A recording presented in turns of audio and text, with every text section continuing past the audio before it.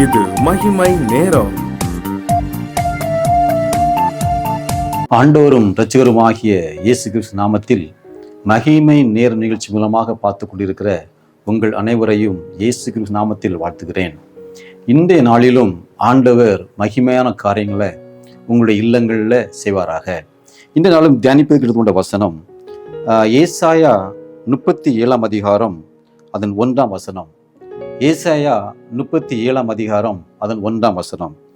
ராஜாவாகிய எசேக்கியா அதை கேட்டபோது தன் வஸ்திரங்களை கிழித்து இரட்டு உடுத்தி கொண்டு கர்த்தருடைய ஆலயத்தில் பிரவேசித்து.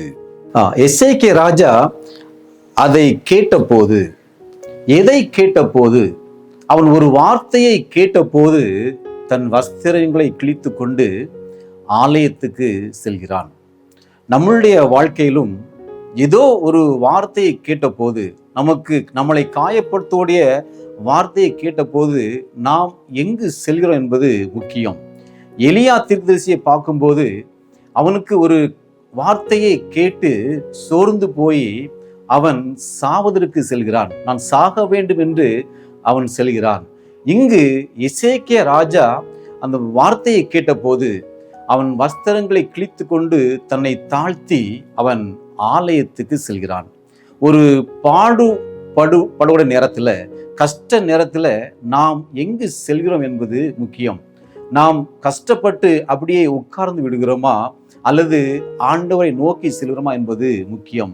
இந்த எசேக்கியா ராஜா எப்படிப்பட்டவன் பார்த்தீங்கன்னா, ஆண்டவர் மீது மிகவும் நம்பிக்கை வைத்திருந்தவன்.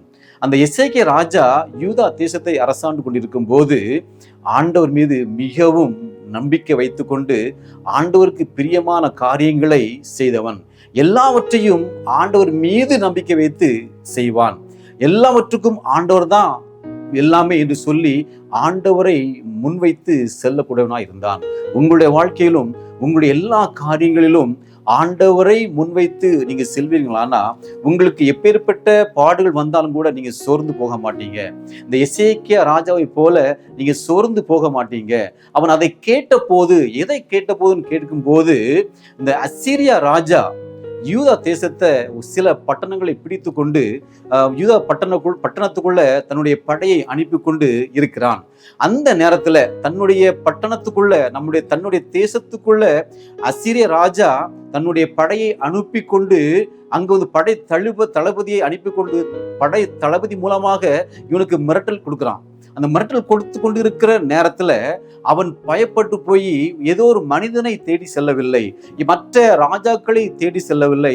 அவன் தேடி சென்ற இடம் எதுனா ஆலயத்துக்கு போறான், ஜெபத்துக்கு போகிறான். நீங்க உங்களுடைய பிரச்சனையின் மத்தியில நீங்க எங்க இருக்கீங்க என்பதுதான் முக்கியமே தவிர நீங்க எங்க போறீங்க என்பது முக்கியம்.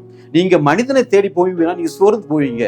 நீங்க போகிற இடம் வந்து ஆலயத்துக்கு ஆண்டவரை தேடி போவீங்க நீங்க சொன்னீங்கன்னா ஆண்டவர் உங்களை தேற்றுகிறவராக இருக்கிறார். அந்த நேரத்துல அவன் ஆலயத்துக்கு போய் ஏசாயா தீர்க்கதரிசியோட போய் இதை சொல்றான். இதை சொல்லும் போது ஏசாயா தீர்க்கதரிசி சொல்ற காரியம் என்னன்னா, நீங்க அந்த அசீரிய ராஜா சொன்ன எல்லாவற்றையும் நான் கேட்டேன் என்று ஆண்டவர் சொல்கிறார் என்று சொன்னான். ஆண்டவர் எல்லாவற்றையும் கேட்டுக்கொண்டிருந்தார். ஆனா நம்ம அசீரிய ராஜா என்னெல்லாம் சொன்னானோ, நம்ம எசேக்கியா ராஜாவுக்கு எதிராக என்னெல்லாம் சொன்னானோ அந்த வார்த்தைக்கு எதுவுமே இவர்கள் பதில் கொடுக்காமல் இருந்தாங்க. அவன் பதில் கொடுக்காமல் இருந்ததை ஆண்டவர் பார்த்தார். நீங்களும் உங்களுக்கு எதிராக அவருடைய பேச்சுகளையும் அவமானங்களையும் நீங்க கண்டு நீங்க எதிர்பேசாதபடி நீங்க அமைதியாக இருக்கும்போது அதனை ஆண்டவர் கேட்டுக்கொண்டிருக்கிறார். நீங்கள் எதிர்பேசும் போது ஆண்டவர் பேச முடியாது, ஆண்டவர் கேட்க முடியாது. அதை ஆண்டவர்கிட்ட விட்டுவிடும் போது ஆண்டவர் உங்களுக்காக யுத்தம் பண்ணுவார். இதனை எசேக்கியா ராஜா அறிந்திருந்தான். எசேக்கியா ராஜா அறிந்திருந்ததுனால தான் அவர் மீது முழு நம்பிக்கை வைத்திருந்தான். அங்க எலியா தீர்க்கதரிசி சோர்ந்து போய் சாக வேண்டும் என்று சொல்றான்.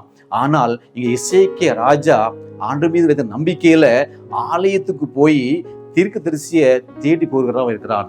நீங்களும் ஆண்டவரை நோக்கி ஆண்டவரை நோக்கி போகும்போது, ஆண்டவருடைய பாதத்தில் அமர்ந்திருக்கும் போது ஆண்டவர் உங்களுக்காக யுத்தம் பண்ணுவார். பிரச்சனைகள் மத்தியில, உங்களுக்கு வருகிற பிரச்சனைகள் மத்தியில, உங்களுடைய நோய்களின் மத்தியில, ஏதோ ஒரு பாடுகள் மத்தியில நீங்க கலங்கி கொண்டிருக்கலாம், இந்த நிகழ்ச்சியை பார்த்து கொண்டிருக்கலாம். நீங்கள் கவலைப்படாதீங்க, நீங்க சோர்ந்து போகாதீங்க, நீங்க ஆண்டவரை நோக்கி தேடுங்க. எசேக்கியா ராஜா சென்றது போல, எசேக்கியா ராஜா ஆண்டவரை தேடி சென்றது போல ஆண்டவரை நோக்கி பார்க்கும் போது ஆண்டவர் அந்த காரியங்கள்ல ஒரு வெற்றியை தருவார்.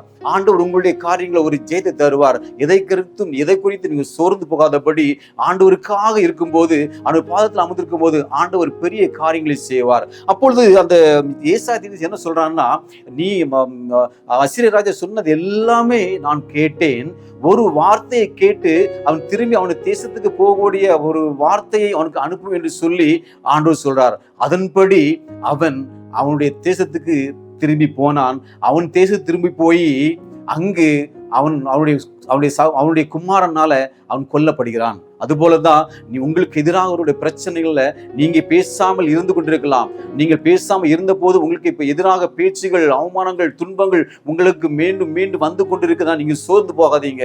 நீங்க ஆண்டவர்கிட்ட விட்டுருங்க, ஆண்டோட பாதத்தில் அமர்ந்துருங்க, ஆண்டோட பிரசனத்தில் அமர்ந்துருங்க, ஆண்டவருக்காக வைராக்கியம் இருங்க.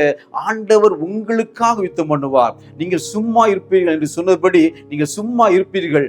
ஆண்டவர் உங்களுடைய காரியத்துல வெற்றி கொடுப்பார். நீங்க ஏதோ ஒரு காரியத்துல நீங்க கலங்கி கொண்டிருக்கலாம், ஏதோ ஒரு வேதனையான காரியத்தில் நீங்க கலங்கி கொண்டிருக்கலாம், ஏதோ ஒரு மனிதரை குறித்து நீங்க பயந்து கொண்டிருக்கலாம். இந்த மனிதருக்கு நான் பயந்து கொண்டிருக்கிறேன், மீண்டும் மீண்டும் பிரச்சனை வந்து கொண்டிருக்கிறேன் நினைக்கலாம். இதை குறித்து நீங்க கவலைப்படாதீங்க, இதை குறித்து நீங்க அஞ்சாதீங்க. நீங்க ஆண்டவர் மீது எசேக்கியா ராஜா வைத்த நம்பிக்கையில உறுதியா இருந்தது போல நீங்களும் ஆண்டவர் மீது உறுதியாக இருக்கும் போது ஆண்டவர் உங்களுக்காக யுத்தம் பண்ணுவார். ஆண்டவர் உங்களுக்காக யுத்தம் பண்ணுவார். யார் உங்களுக்கு எதிராக வந்தார்களோ, யார் உங்களை எதிர்த்து நின்றாங்களோ, யார் உங்களை மீண்டும் மீண்டும் துன்பப்படுத்தினாங்களோ, மீண்டும் மீண்டும் உங்களை அவமானப்படுத்தினாங்களோ, அந்த இடத்துல உங்களை உயர்த்துவார். ஹல்லேலூயா. உங்களை ஆண்டவர் உயர்த்துகிற தேவனா இருக்கிறார்.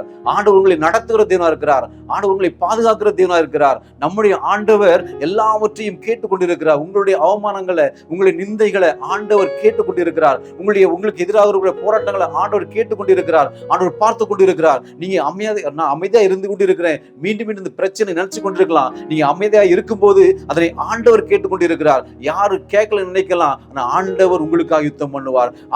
ஆண்டவர் உங்களுக்காக யுத்தம் பண்ணி நீங்க எதிர்பார்க்கிற காரியத்துல ஒரு ஜெயத்தை தருவார். நீங்க எதிர்பார்க்கிற காரியத்துல ஒரு முன்னேற்றத்தை தருவார். நீங்க பார்த்து கொண்டிருக்கும் போதே உங்களுடைய காரியங்கள ஒரு அற்புதத்தை காண்பீர்கள். நீங்க உங்களை சாட்சியாக ஆண்டவர் நிறுத்துவார். இந்த மகிமையான நேரத்துல ஆண்டவர் மகிமையான காரியங்களை உங்களுடைய வாழ்க்கையில செய்வார். நீங்க சோர்ந்து போகாதீங்க. நீங்க சோர்ந்து மட்டும் போகக்கூடாது. எலியாவை போல சாக வேண்டும் என்று நினைக்க கூடாது. எசேக்கியா ராஜாவை போல, எசேக்கியா ராஜா சொன்னது போல, எசேக்கியா ராஜா ஆலயத்துக்கு சென்று ஜெபித்தது போல நீங்க ஜெபிக்க ஆரம்பிக்கும் போது உங்களுக்கு எதிரான பிரச்சனைகள் அனைத்தும் மாறி போகும். உங்களுக்காக ஆண்டவர் யுத்தம் பண்ணுவார். ஜெபிக்கலாம்.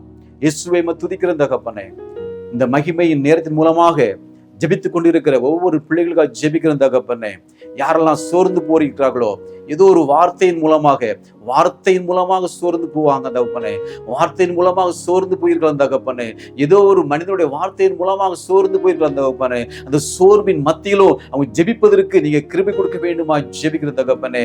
எசேக்கியா ராஜா ஜெபித்தது போல இவங்க ஜெபிப்பதற்கு நீங்க கிருபை கொடுக்க வேண்டுமா ஜெபிக்கிற தகப்பனே. எந்த இடத்துல அவங்க சோர்ந்து போய் இருந்து விடாதபடி இன்னும் வைராக்கியமாக ஜெபிக்கக்கூடிய கிருபையை அவங்களுக்கு கொடுக்க வேண்டுமா ஜெபிக்கிறேன். நீங்க பாதுகாத்துக் கொள்ளுங்க, வழிநடத்துங்க, ஆசீர்வதிங்கப்பா. வந்து எல்லாரையும் ஆசீர்வதிங்க தகப்பனே. பார்த்து கொண்டு ஒவ்வொருவரையும் ஆசீர்வதிங்க தகப்பனே. பாதுகாத்து விடுங்க, வழிநடத்துங்க. எல்லா துதி கன மகிமையும் உமக்கு மாத்திரம் செலுத்துகிறேன் இயேசுவின் நாமத்தில் பிதாவே.